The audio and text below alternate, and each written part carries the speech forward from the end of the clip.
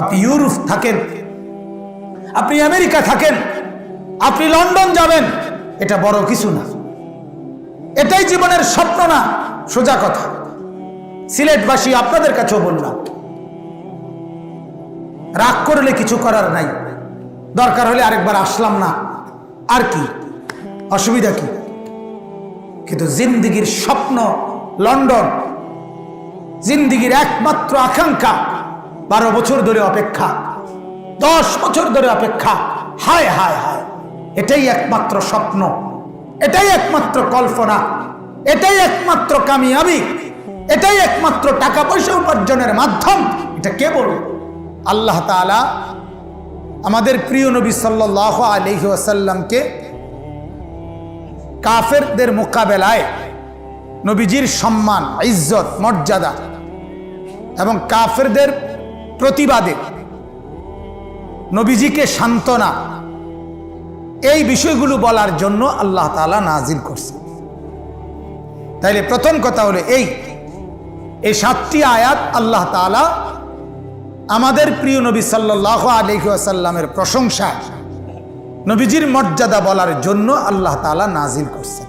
বলেন আলহামদুলিল্লাহ। পুরা কোরআনুল কারীমের মধ্যে অগণিত আয়াত, সূরা আছে যেখানে আল্লাহ তাআলা আমাদের নবী সাল্লাল্লাহু আলাইহি ওয়াসাল্লামকে লক্ষ্য করে গুরুত্বপূর্ণ, মূল্যবান এবং মর্যাদা বৃদ্ধিমূলক আল্লাহ তাআলা বক্তব্য পেশ করছেন। এখানে মূল কথা হলো এই, আল্লাহ তাআলা যেদিন আমাদের নবী সাল্লাল্লাহু আলাইহি ওয়াসাল্লাম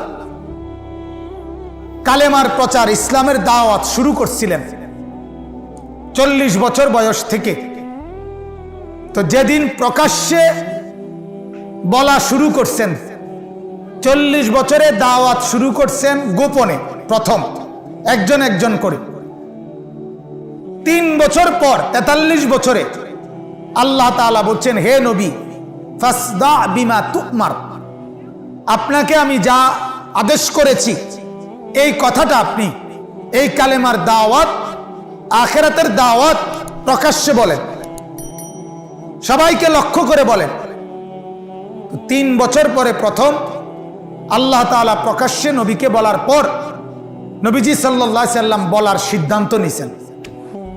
তখন আল্লাহ বলে দিছে, বন্ধু, আজকের থেকে যখন আপনি সবার সামনে ইসলামের দাওয়াত দিবেন, কালেমার দাওয়াত দিবেন, আখিরাত আর পরকালের কথা বলবেন, গুনাহ ছেড়ে দিবের কথা বলবেন, আল্লাহ তাআলার বন্দেগীর কথা বলবেন, তখন প্রথম দিন থেকেই প্রতিনিয়ত আপনার বিরুদ্ধে বিভিন্ন জন বিভিন্ন কথা বলবে। তবে আমি আল্লাহ আপনাকে বলে রাখছি, যে যাই বলুক আপনি কোনো জবাব দিবেন না, জবাব যা দেওয়ার আরশে আজিম থেকে আমি আল্লাহ দেব। জবাব দিবে কে? আল্লাহ বলেন, আমি জবাব দেব। আপনি শুধু দাওয়াত দেন, আপনি শুধু কালেমার প্রচার করেন, আপনি শুধু আমার কালাম শুনান, আপনি শুধু আমার কোরআন তিলাওয়াত করেন, আপনি শুধু আখিরাতের কথা বলেন, আপনি শুধু লা ইলাহা ইল্লাল্লাহর বাণী প্রচার করেন, যাই বলে আমি দেখব বিষয়।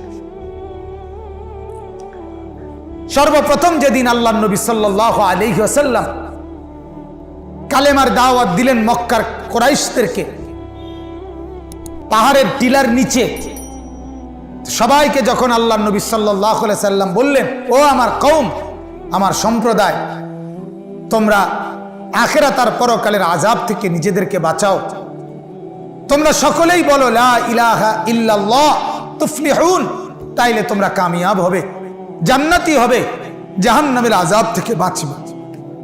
তোমরা সবাই এক আল্লাহকে মানো। সাথে সাথে মক্কার কুরাইশ কাফের আবু লাহাব,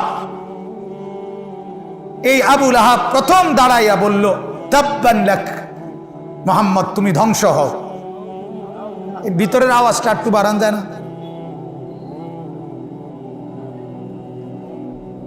বাহিরের ফিকির না করে ভিতরের ফিকির করে। মাইকও দুর্বল, আমার গলাও দুর্বল, আমি গলাতেও আমার কষ্ট হয়, খুব জোরে কথা বলতে। তো দেখেন আবুল আহাব কি বলল, তাব্বান লাকা ইয়া মুহাম্মদ আলিহাদা জামাআতানা, হে মুহাম্মদ নাউজুবিল্লাহ, তুমি ধ্বংস হও, এজন্যই বুঝি আমাদেরকে ডাকছো। তাব্বান লাকা সাইরাল ইয়াউম, মুহাম্মদ তুমি তো আমগো পুরো দিনটাই বরবাদ করে দিলা। নাউজুবিল্লাহ। আল্লাহ তাআলা বললেন, বন্ধু আমি জবাব দিচ্ছি, আপনি বলবেন, আপনি কিছু বলিয়েন না। আল্লাহ তাআলা জবাব দিলেন, তাব্বাত ইয়াদা আবি লাহাবিন ওয়া তাব, আবু লাহাব দুই হাত উঁচু করেছিস, আমি আল্লাহ তোর দুই হাত ধ্বংস করে দেব এবং তোকেও পুরা আপাদ মস্তক তোকে আমি আল্লাহ বরবাদ করে দেব, ধ্বংস করব। নাউজুবিল্লাহ। তাহলে জবাব দিছে কে? কথা বলেন না। সংক্ষেপে বলতেছি। 2 নাম্বার, কয়েকটা উদাহরণ দেখাচ্ছি। আমাদের নবী সাল্লাল্লাহু আলাইহি ওয়াসাল্লামের উপর একবার একটা বিশেষ কারণে 15 দিন কোরআন নাজিল হওয়া বন্ধ ছিল। কয়দিন? জিবরাইল আসে নাই। মক্কার কুরাইশ কাফেররা হাইটা হাইটা সবাই সবার কাছে বলতে শুরু করলো, ইন্না মুহাম্মাদান ওয়াদ্দাআহু রাব্বুহু ওয়া ক্বালা, শোনো মক্কাবাসী, মুহাম্মাদের খোদা মুহাম্মদকে ত্যাগ করেছে এবং রাগ করেছে, আর লগে নাই, মুহাম্মদের লগে আর নাই। নাউজুবিল্লাহ। আল্লাহ তাআলা বললেন, বন্ধু জবাব আমি দিচ্ছি, আপনি না। আপনি বলবেন না, আমি বলছি। আপনাকে বললে আমার গায়ে লাগে, আমি বলছি। তো আল্লাহ তাআলা কোরআন নাজিল করলেন, ওয়াদ্দুহা ওয়াল্লাইলি ইযা সাজা মা ওয়াদ্দাআকা রাব্বুকা ওয়া মা ক্বালা, বন্ধু সকালের আলোকিত সূর্য যেটা ওঠে সেই আলোকিত সূর্যের কসম, অন্ধকার গভীর রাত সেই রাতের কসম, মা ওয়াদ্দাআকা রাব্বুকা ওয়া মা ক্বালা, আপনার রব আল্লাহ আপনাকে ত্যাগও করে নাই, আপনার উপরে রাগও করে নাই। রাতের কসম, দিনের কসম, আমি আপনাকে ছাড়িও নাই, আমি আপনার উপরে রাগও করি নাই। সুবহানাল্লাহ। কে জবাব দিছে? মক্কার কাফেররা বলছে, কুরাইশরা মুহাম্মদের কথা এটা কবির কথা, কবিতার মতো। আল্লাহ তাআলা জবাব দিছে, ওয়ালা বিকাউলি শাইর, না না না, এটা কবির কথা না। মক্কার কাফেররা বলছে মুহাম্মদের কথা এগুলো গণকের কথা। আল্লাহ তাআলা জবাব দিছেন, ওয়ালা বিকাউলি কাহিন, না না, গণকের কথা এরকম না। এই আয়াত এবার আসেন, মক্কার কাফেররা, এই কথাটা একটু বুঝতে হবে। মক্কার কাফেররা দেখলো দুইটা জিনিস। একটা, আমাদের নবী সাল্লাল্লাহু আলাইহি ওয়াসাল্লামের উপর কিছুক্ষণ পর পর, একদিন 2 দিন 5 দিন পর পর যখনই জিবরাইল আসতো কোরআন নাজিল করার জন্য, আল্লাহ নবী সাল্লাল্লাহু আলাইহি ওয়াসাল্লামের চেহারা, সূরত সবকিছু ভিন্ন রকম হয়ে যেত। স্বাভাবিক কথাবার্তা, স্বাভাবিক চেহারা যেরকম, জিবরাইলের ওহী নাজিল হইতে শুরু করলে নবী সাল্লাল্লাহু আলাইহি ওয়াসাল্লামের পুরা চেহারা মোবারক লাল হয়ে যেত। একেবারে দেখলে মনে হইতো ভিন্ন কেউ, মনে হয় যেন কাউকে চিনে না। আল্লাহ নবী সাল্লাল্লাহু আলাইহি ওয়াসাল্লাম একেবারে অন্যরকম চেহারা হয়ে যেতেন, আর পুরা দেহ থেকে ঘাম দরদর করে ঘাম বেয়ে পড়ত। তো একেবারে আল্লাহ নবী সাল্লাল্লাহু আলাইহি ওয়াসাল্লাম কিছুক্ষণ ওহীর ভারে কম্পমান থাকতেন, কিছুক্ষণ নিশ্চুপ হয়ে থাকতেন। এটা যেহেতু বারবার দেখা যাইতো, নাউজুবিল্লাহ, মক্কার কাফের মুশরিকরা, বেঈমানরা বলতো, দেখো মুহাম্মদের দিকে, লোকটা পাগল, এই জন্য মাঝে মধ্যে তার চেহারা অন্যরকম হয়ে যায়। এই হলো একটা। আরেকটা বলছে, যেদিন আল্লাহর নবী সাল্লাল্লাহু আলাইহি ওয়াসাল্লাম কালেমার দাওয়াত দিছেন, সেদিন তিনি কি বলছেন? সেদিন তিনি এটাই বুঝাইছেন মক্কাবাসী, মক্কার এই প্রান্ত থেকে পৃথিবীর শেষ প্রান্ত পর্যন্ত এখন এই গোটা দুনিয়ায় দ্বীনের নামে, ধর্মের নামে, উপাসনার নামে যেখানে যা চলতেছে, কোথাও মূর্তি পূজা, কোথাও পাথরের পূজা, কোথাও আগুনের পূজা, কোথাও সূর্যের পূজা, কোথাও দেবতার পূজা, কোথাও ঈসা নবীকে পুত্র মনে করা হয়, যেখানে যা চলতেছে আল্লাহর নবী একাই বললেন, গোটা পৃথিবীর সমস্ত ধর্ম, মতবাদ, চিন্তা, চেতনা সব বাতিল, সব ভুল, সঠিক কেবল একটাই, লা ইলাহা ইল্লাল্লাহ। গোটা পৃথিবী একজন আরেকজনের বিরোধিতায় আবল তাবল বলে, আরে রাখ তার কথাতে পাগল, নাউজুবিল্লাহ বলে কিনা মানুষের খুব জিদ্দে বিরোধিতা করার জন্য।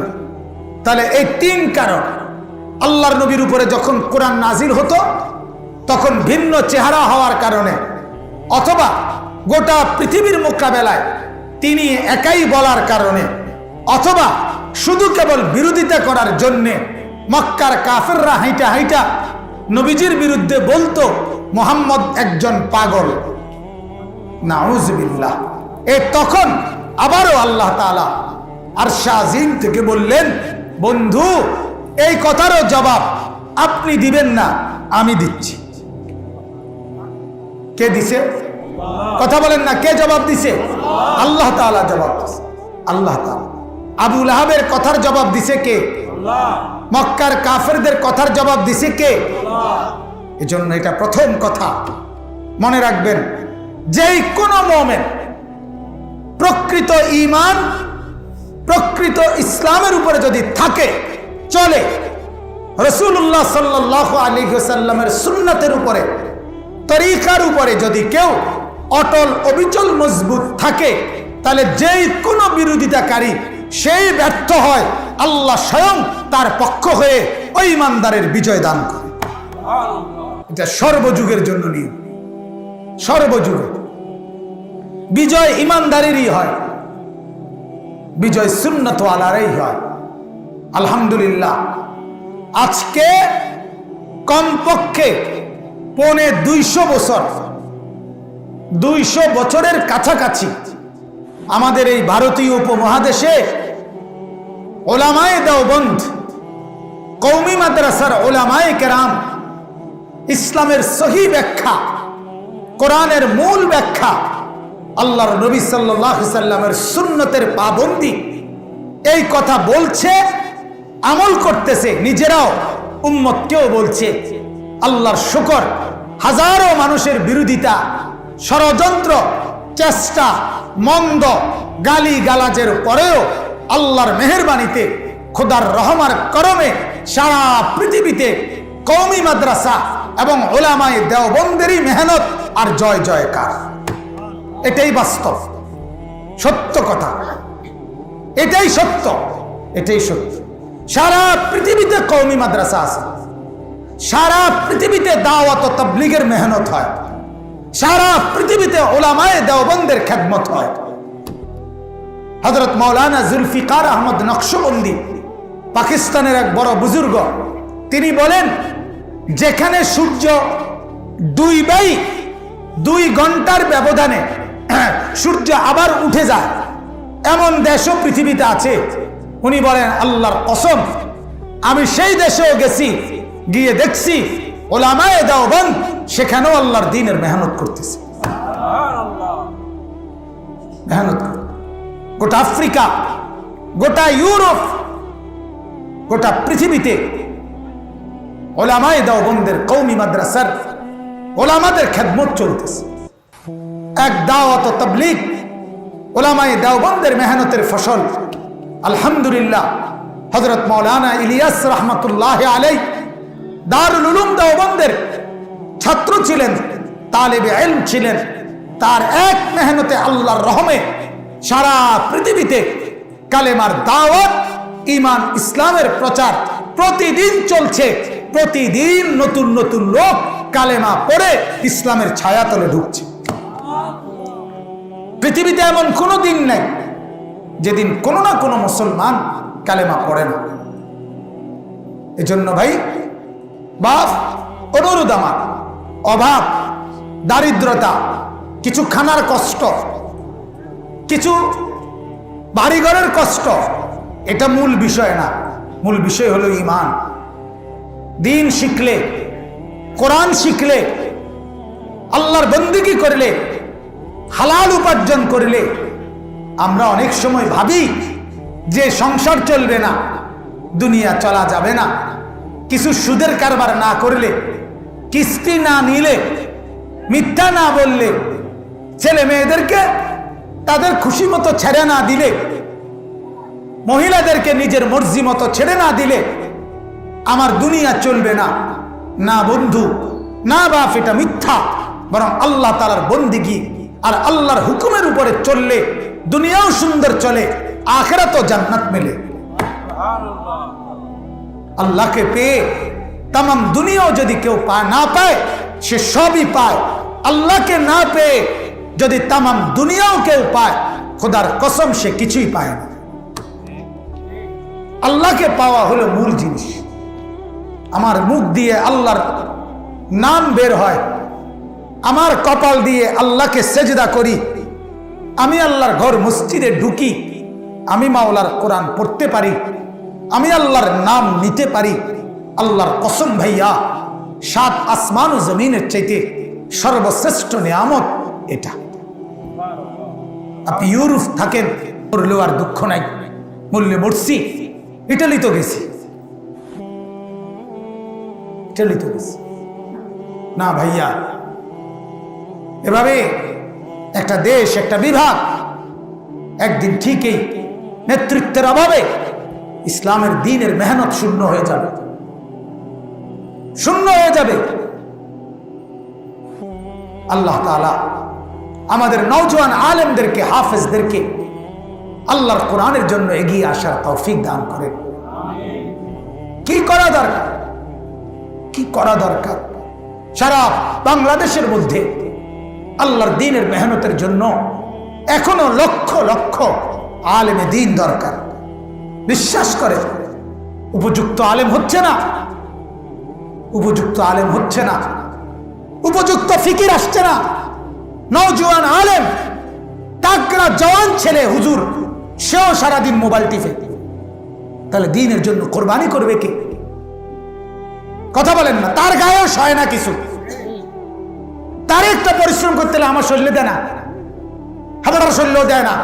আপনার বয়স মাত্র 22, বয়স মাত্র 25, এই মৌলবীর শরীরেও যদি না দেয়, ইসলাম দ্বীন রক্ষা করবে কে? আল্লাহর দ্বীনের জন্য কোরবানি দিবে কে? বলে। আমাদের আকাবির কি পরিমাণ মেহনত করছে। শেখুল ইসলাম আওলাদে রসুল হযরত মাওলানা সৈয়দ হুসাইন আহমদ মাদানী রহমতুল্লাহ আলাই কি জন্য আসছেন? বারবার ছিল বাতের অভাবে। ইন্ডিয়ায় বাতের অভাব পড়ছিল না, ঠিক না? মাদানী রহমতুল্লাহ আলাই ইন্ডিয়া থেকে আপনাদের সিলেটে বারবার আসছে কি বাতের অভাবে? তাইলে দ্বীনের জন্য, দ্বীনের জন্য, দ্বীনের জন্য। এজন্য আমি নওজওয়ানদের কাছে অনুরোধ করছি, আল্লাহর দ্বীনের ফিকির করেন, দ্বীনের ফিকির করেন। কোরআন কিভাবে বাড়বে, দ্বীন কিভাবে বাড়বে, মসজিদ কিভাবে বাড়বে, মাদ্রাসার খেদমত কিভাবে বাড়বে, হাফেজে কোরআনের খেদমত কিভাবে বাড়বে, এর জন্য ফিকির করা সারা দেশের সমস্ত নওজওয়ান ওলামাদের জিম্মাদার। আজকে কোরআনের বিরুদ্ধে, হেফজখানার বিরুদ্ধে স্বজাতির মানুষ পর্যন্ত বিরোধিতা করছে, ষড়যন্ত্র করছে। কথা বুঝছে? বাংলাদেশের মা বোনদেরকে, বাংলাদেশের মুসলমান পুরুষদেরকে উৎসাহিত করছে যে আপনার সন্তানকে হেফজখানায় পড়তে দিবেন না, আবাসিক থাকতে দিবেন না। সকাল 10টা থেকে বিকাল 4টা পর্যন্ত 3-4 ঘন্টা পরে পরেই আপনার ছেলে হাফেজ হয়ে যাবে, আলেম হয়ে যাবে। বাহ, আল্লাহর কোরআন একটা তামাশা। কথা বলেন না কেন? আর শাহজিন থেকে জমিন পর্যন্ত যে সেতু বন্ধন, সেটার নাম কোরআন। কি ভাই, এটার থেকে একটা শব্দ যখন বলে আরশে গিয়া ধাক্কা লাগে, আরশ থেকে রহমত এখানে এসে নাজিল হয়। আর কোন মাধ্যম আছে আল্লাহর কোরআন ছাড়া? সরাসরি আরশের সাথে সংযোগ করার আর কি মাধ্যম?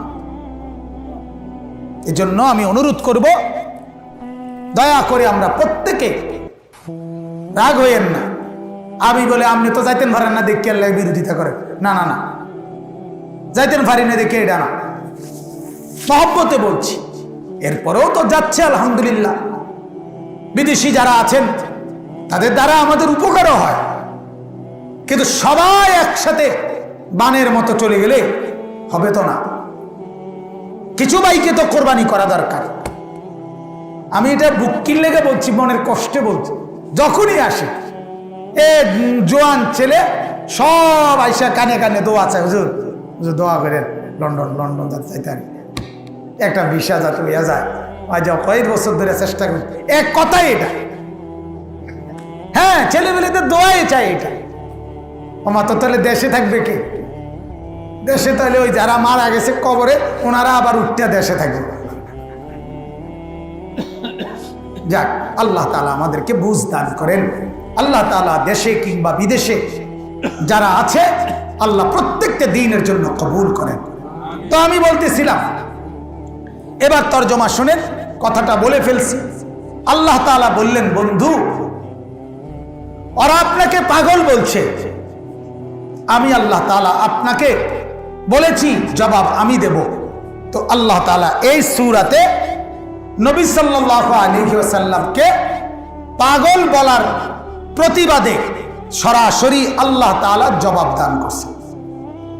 এই আয়াতগুলোতে কি বলছে দেখেন, বিসমিল্লাহির রহমানির রহিম। আল্লাহ তাআলা বলেন, নুন ওয়াল কলামি ওয়া মা ইয়াসতুরুন। নুন এটা একটা অক্ষর কোরআনের, আরবি 29টি অক্ষরের একটি। তো কোরআনুল কারীমের মধ্যে আল্লাহ তাআলা বিভিন্ন সূরার শুরুতে এরকম 1 অক্ষর, 2 অক্ষর, 3 অক্ষর, 4 অক্ষর, 5 অক্ষরওয়ালা বিচ্ছিন্ন কিছু অক্ষর সূরার শুরুতে আল্লাহ তাআলা উল্লেখ করছে। 1 অক্ষরওয়ালাও আছে যেমন নুন, কফ। 2 অক্ষরওয়ালাও আছে যেমন ইয়াসিন, তাহা, এরকম। 3 অক্ষরওয়ালাও আছে যেমন আলিফ লাম মিম, আলিফ লাম র। 4 অক্ষরওয়ালাও আছে যেমন আলিফ লাম মিম সাদ। 5 অক্ষরওয়ালাও আছে যেমন হামিম আইন সিন কফ। এই তাহলে এই 1 অক্ষর, 2 অক্ষর, 3 অক্ষর, 4 অক্ষর, 5 অক্ষরওয়ালা কিছু শব্দ আল্লাহ তাআলা বিভিন্ন সূরার শুরুতে উল্লেখ করছেন। আল্লাহ তাআলা একটা দাবি করে আল্লাহ তাআলা বলছেন, হে মক্কার কাফেররা, তোমরা প্রায় সময় বলো যে এই কোরআন মুহাম্মদের বানানো। নাউজুবিল্লাহ। যদি মনেই করো এটা বানানো, তাহলে এই অক্ষরগুলোর অর্থ কি তোমরা কও। আজ পর্যন্ত 1450 বছরে কোন কাফের বেঈমান, যেহেতু আল্লাহ বলে নাই, যেহেতু আমাদের নবী বলে নাই, আজ পর্যন্ত কেউ এই অক্ষরগুলোর অর্থ কি বলতে পারেনি। এটা কোরআনের মুজিজা। এটা প্রমাণ করে কোরআন আল্লাহর কিতাব। কার কিতাব? বলেন না কার কিতাব? মানুষের রচিত হইলে আরেকজনে এটার ব্যাখ্যা করে বুঝাইতে পারত। একজনে কবিতা লেখে, পরে সারে আইয়া এটা বুঝায়, ঠিক কিনা বলেন না? ওই নজরুল ইসলাম কবিতা লেখছে, এখনকার মাস্টাররা বুঝায় না। রবীন্দ্রনাথ ঠাকুর কবিতা লেখছে, এখনকার মাস্টাররা বুঝায় না। তাইলে একজন লেখলে আরেকজনে বুঝাইতে পারে, কিন্তু নবীজি সাল্লাল্লাহু আলাইহি সাল্লাম লেখে নাই। এই কারণে কাফের বেঈমান কেউ বুঝাইতে পারছে না। যেহেতু আল্লাহ নাজিল করছে, আল্লাহ না বললে কারো ক্ষমতা নাই এই অক্ষরগুলোর অর্থ বলা। সুবহানাল্লাহ। এটা কোরআনের মুজিজা। কোরআন যে আল্লাহর কিতাব এটার প্রমাণ। এজন্য বাপ শোনেন মিয়া, আল্লাহর কোরআন যিনি পড়তে পারেন না, জওয়ান মানুষ যারা, বুড়া মানুষ যারা, ছেলে তোমরা যারা স্কুলে পড়ো, কলেজে পড়ো, ইউনিভার্সিটিতে পড়ো, কিংবা পড়ালেখাই করেন নাই যারা, আপনারা যারা কোরআন পড়তে পারেন না, বিশ্বাস করেন এই জমিন এর উপরে আসমানের নিচে এর চাইতে মন্দ কপাল আর কিছু হইতে পারে। আপনি যদি ভাত প্রতিদিন 3 বেলা এক এক বালতি করে 3 বালতি ভাতও খান, তরকারি যদি আপনি বালতি বইরেও খান, তারপরেও আপনি ব্যর্থ। ব্যর্থ। জীবন ভাতের থালার নাম না, জীবন ফার্মের মুরগা আর ফাঙ্গাস তেলাপিয়ারে কয় না। কেন আল্লাহর কোরআন পড়তে পারবেন না? কেন? আপনি মালিকের আসমান, মালিকের জমিন, মালিকের চন্দ্র সূর্য, ক্ষেত ফসল, জায়গা জমি, মালিকের নিঃশ্বাস, অক্সিজেন, কার্বন ডাই অক্সাইড, এগুলো ব্যবহার করেন না? কথা বলেন না কেন? ব্যবহার করেন কিনা? সবাই বলে বালা, আল্লাহর কোরআন না পড়লে বালা। নাউজুবিল্লাহ। কমপক্ষে রাত পড়া নামাজ ভঙ্গের কারণ কিনা বলেন? তাইলে এটা কে বুঝাবে? ও করে তো বুঝতেই চায় না। চলে। এরপরে আল্লাহ তাআলা বলেন ওয়াল কলম, কসম করছি আমি আল্লাহ কলমের। ওই যে মনে আসেনি কলম দেখাইছিলাম যে, আল্লাহ তাআলা বলেন আমি কসম করছি কলমের। কলমের কসম, এটার 2 অর্থ। এক অর্থ হইল আল্লাহ তাআলা এই কুল কায়নাত সৃষ্টির আগে প্রথম আল্লাহ তাআলা একটা কুদরতি কলম বানাইছেন। কি বানাইছেন? সেই কলমকে আল্লাহ বলছেন, হে কলম তুমি লেখো। উক্তুব। কলম আল্লাহর কুদরতে বলছে, আল্লাহ কি লিখমু? মাদা আক্তুব, কি লিখতাম আমি? তো আল্লাহ তাআলা বলেন, হে কলম আমি আল্লাহ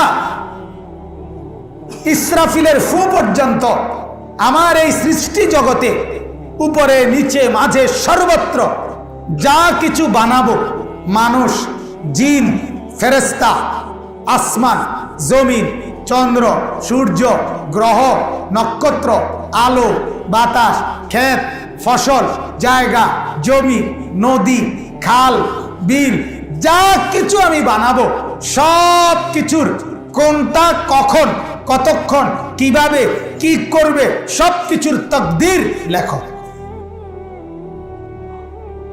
এই জন্য কুল কায়নাত মা সিওয়াল্লাহ, আল্লাহ ব্যতীত যত কিছু হতে পারে, এই কাগজটা, এই তসবিটা, এই কাঠটা, মাটি, আকাশ, জমিন, চন্দ্র, সূর্য, সোজা কথা আল্লাহ ভিন্ন যা কিছু আছে সব কিছুর তাকদীর আল্লাহর হুকুমে ওই কলমটা লিখছে। সুবহান আল্লাহ বলেন আমি আল্লাহ ওই কলমের কসম করতেছি যে কলম দিয়া আমি গোটা সৃষ্টির তাকদীর লিখছি। 2 নম্বর অর্থ হইল, স্বাভাবিক আমরা এখন যা লিখি, এই পৃথিবীর কোটি কোটি কলম দিয়ে যে আমরা লিখি, আগে লিখছে এই কলমের কসম। এটাই, এটার মানে কি? আল্লাহ বলেন যে এই পৃথিবীর যত কলম এই পর্যন্ত যা লিখছে সব কলমের লেখা পরীক্ষা করে দেখো, কলমের লেখা ইতিহাস দেখো যে কোন লেখার মধ্যে এই কথা আসেনি যে আল্লাহর কথা যিনি বলে, আল্লাহর কাছ থেকে যিনি ওয়াহি প্রায়, যিনি সুস্থ সবল, যার গুণ সর্বোত্তম, যার চরিত্র সর্বোত্তম, যার ব্যবহার সর্বোত্তম, যার চেহারা সবচেয়ে সুন্দর, যার বংশ সবচেয়ে উন্নত, সে পৃথিবীর ইতিহাসে যত লেখা হয়েছে কোন লেখা দিয়ে আসেনি যে সে পাগল হয়। কথা বলেন না কেন? তাহলে কোন বিবেকে বলতেছ? আল্লাহ বলেন কোন বিবেকে বলছে? তাই আল্লাহ তাআলা বলেন কেউ সুস্থ থাকবে না অসুস্থ থাকবে এটাও তো আমি তাকদীরের কলম দিয়ে লিখছি। তাহলে আমি সেই কলমের কসম করে বলি আমার বন্ধু পাগল না। আবার পৃথিবীর যত ইতিহাস লিখছে, যে যা লিখছে কলমে, ওর কোনোটার মধ্যে এমন নাই যে আল্লাহর কথা যে বলে, আখিরাতের কথা যে বলে, সুস্থ সবল সুন্দর উচ্চ বংশীয় উচ্চম আখলাক এমন ব্যক্তি পাগল হয়, এটা কোনো পাগলও কোনোদিন বলে না। তোমরা কেমনে বলো? তাইলে বরং তোমরাই পাগল। নাউজুবিল্লাহ। যে বলে আল্লাহর নবীকে পাগল, সেই মূলত কি কথা বলেন না? সেই আজকে পর্যন্ত পৃথিবীতে যারা যত নাস্তিক মুরতাদ নবীর বিরোধিতা করে, ওইগুলাই মূলত ছাগল, ওইগুলাই মূলত পাগল, ওইগুলাই মূলত তারসিরা, ওইগুলাই মূলত মাথা খারাপ। মাথা খারাপ। মুহাম্মদ আরবি সাল্লাল্লাহু আলাইহি সাল্লাম তিনি পাগল নন। তো আল্লাহ তাআলা বলেন এরপরে, ওমা ইয়াসতুরুন, কলম দিয়ে যা লিখছি সমস্ত লেখার কসম। এর আওয়াজ একদম শেষ। মা আনতা বিনিআমাতি রাব্বিকা বিমাজনুন, আল্লাহ তাআলা বলেন আমি কসম করছি, কলমের কসম করছি, যা লিখেছি কলম দিয়ে তাকদীর, সেই সব লেখার। মা আনতা বিনিআমাতি রাব্বিকা বিমাজনুন, হে নবী আপনার উপরে আমার নিয়ামতে ভরা, আপনি পাগল নন, বরং আপনার মধ্যে আমার কি নিয়ামতে ভরা। আপনার বংশ শ্রেষ্ঠ, আপনার চেহারা শ্রেষ্ঠ, আপনার আচরণ শ্রেষ্ঠ, আপনার আখলাক শ্রেষ্ঠ, আপনার কথাবার্তা শ্রেষ্ঠ, আপনার চরিত্র শ্রেষ্ঠ। এদেরকে জিজ্ঞাসা করেন গত 40 বছরে এরা আপনাকে আল আমিন বলছে কিনা, আপনাকে সত্যবাদী বলছে কিনা, আপনাকে বিশ্বস্ত বলছে কিনা, আপনার চরিত্রে কোনো কলঙ্ক আছে কিনা, আপনার বংশ দুর্বল কিনা, আপনার চেহারা অসুন্দর কিনা, বরং আপনার আপাদ মস্তক ভেতর বাহির সব কিছুতে আমার নেয়ামত আর নেয়ামত, নেয়ামত আর নেয়ামত, নেয়ামত আর নেয়ামত। এত নেয়ামতের দোহাই দিয়ে বলি আপনি পাগল না।